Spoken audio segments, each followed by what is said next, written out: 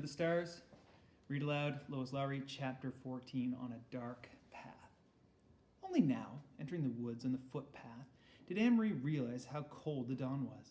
She had watched and helped earlier as the others donned sweaters, jackets, and coats, and she had peered into the night, following them with her eyes as they moved silently off, bulky in their garments, blankets in their arms. But she wore only a light sweater over her cotton dress, though the October day later would be warmed by the sunlight. Now it was gray, chilly, and damp. She shivered. The path curved, and she could no longer look behind her and see the clearing with the farmhouse outlined against the pale sky and the lightening meadow beyond. Now there were only the dark woods ahead. Underfoot, the path, latticed with thick roots hidden under the fallen leaves, was all but invisible. She felt her way with her feet, trying not to stumble. The handle of the straw basket scratched her arm through her sweater. She shifted it and tried to run. She thought of a story she had often told to Christy as they cuddled in bed at night. Once upon a time there was a little girl, she told herself sadly, who had a beautiful red cloak. Her mother had made it for her. She wore it so often that everyone called her Little Red Riding Hood. Christy would always interrupt there. "Why is it called Little Red Riding Hood?" Christy would ask. "Why didn't they just call her Little Red Cloak?" Well, it had a hood that covered her head. She had beautiful curls, like you, Christy. Maybe someday Mama will make you a coat with a hood to cover your curls and keep you warm. "Okay, but why?" Christy asked. "Was it riding hood? Was she riding a horse?" Well, maybe she had a horse that she rode sometimes, but not in this story. Now stop interrupting me every minute. Anne-Marie smiled, feeling her way through the dark, remembering how Christy always interrupted stories to ask questions. Often she just wanted to make the story last longer. The story continued. On that day, the little girl's mother said, "I want you to take a basket of food to your grandmother. She is sick in bed. Come, let me tie your red cloak." The grandmother lived deep in the woods. "Didn't she?" Christy would ask. "In the deep, dangerous wolves with the wolves. Wolves, right? Wolves in the woods?" Anne-Marie heard a small noise. A squirrel, perhaps, or maybe a rabbit scampering nearby. She paused, stood still on the path, then smiled again. Christy would have been frightened. She would have grabbed Anne-Marie's hand and yelled, "Wolf! It's a wolf!" But Anne-Marie knew that these woods were not like the woods in that story. There were no wolves or bears or tigers, none of the beasts that populated Christy's vivid imagination, so she hurried on. Still, they were very dark, these woods. Anne-Marie had never followed this path in the dark before. She had told her mother that she would run, and run she tried. Here the path turned. She knew the turning well, though it seemed different in the dark. If she turned to the left, it would take her to the road, out where it would be lighter, wider, more well-traveled, but also much more dangerous. Someone could see her on the road. At this time of dawn, other fishermen would be on the road, hurrying to their boats for a long day at sea, and then there might also be the soldiers. She turned to the right and headed deeper into the woods. It was why Mama and Peter had needed to guide the strangers, the Rosens and the others. One wrong turn would have taken them into great danger.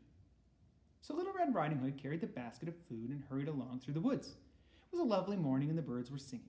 Little Red Riding Hood sang too as she walked. Sometimes she changed that part of the story, telling it to Christy. Sometimes it was raining or even snowing in the woods. Sometimes it was evening with long, frightening shadows, so that Christy, listening, would snuggle closer and wrap her arms around Anne-Marie. But now, telling it to herself, she wanted sunlight and singing birds. Here the path widened and flattened. It was the place where the woods opened up on one side and the path curved beside a meadow at the edge of the sea. Here she could run, and run she did. Here, in daylight, there would be cows in the meadow, and on summer afternoons, Anne-Marie would always stop by the fence and hold out handfuls of grass which those curious cows would take with their long, rough tongues. Here, her mother had told her, Anne-Marie, she said, "I would always stop when I was a child walking to school."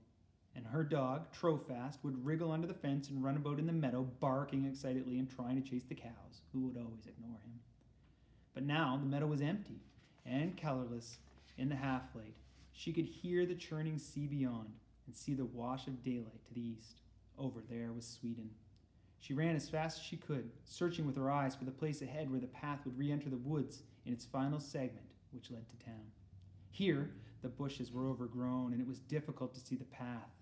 But she found the entrance beside the high blueberry bushes. How often she had stopped here in late summer to pick those sweet berries. Her hands and mouth would be blue afterward, and Mama always laughed when she came home. Now it was dark, and the trees and the bushes closed around her, and she had to move more slowly, though she still tried to run. Anne-Marie thought of Mama, her ankle so swollen and her face so pained. She hoped Mama had called the doctor by now. The local doctor was an old man. He was very businesslike, but he had kind eyes. He had come to the farmhouse several times during the summers in the past, his battered car noisy on the dirt road. He had once come when Christy, just a tiny baby back then, had been sick and wailing with an earache, and he had come with Liz and had spilled hot grease cooking breakfast on her hand and needed the treatment.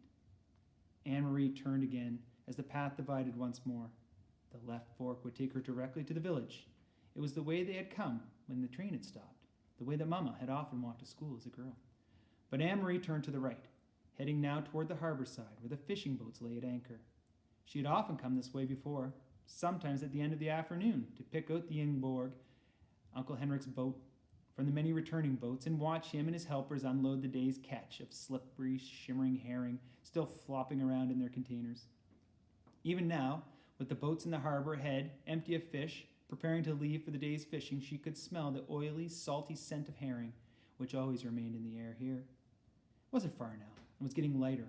She ran almost as fast as she had run at school, in those Friday foot races, almost as fast as she had run down Copenhagen, the sidewalk, back when that soldier had yelled at her, "Halte!" Anne-Marie continued with the story in her head. Suddenly, as Little Red Riding Hood walked through the bushes, she heard a noise. She heard a rustling in the bushes. "A wolf!" Christy would always say. "I know it's going to be the wolf!" Anne-Marie always tried to prolong this part, to build up the suspense, to tantalize her sister. She didn't know what it was. She stopped on the path and listened. Something was following her in the bushes. Little Red Riding Hood was very, very, very frightened.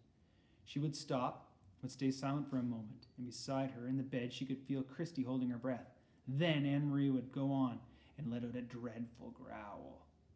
Anne-Marie stopped suddenly. She stood still on the path. There was a turn immediately ahead, and beyond it, she knew, as soon as she rounded that turn, she would see the landscape open to the sea. The woods would be behind her there, and ahead of her would be the harbor, the docks, and the countless fishing boats. Very soon it would be noisy, with engines starting, fishermen calling to one another, and the gulls crying. But she'd heard something else. She heard bushes rustling ahead. She heard footsteps, and she was certain that it wasn't her imagination that was letting out this low growl. Cautiously, she took a step forward, then another, and as she approached a turn in the path, the noises grew louder. Then, there they were, right in front of her, 4 armed soldiers. With them, straining on taut leashes, were 2 large dogs. Their eyes were glittering, and their lips were curled up. Which is the end of this chapter. So it's leaving us in a bit of a suspenseful moment. So don't forget to answer your questions, and I'll be looking forward to seeing them on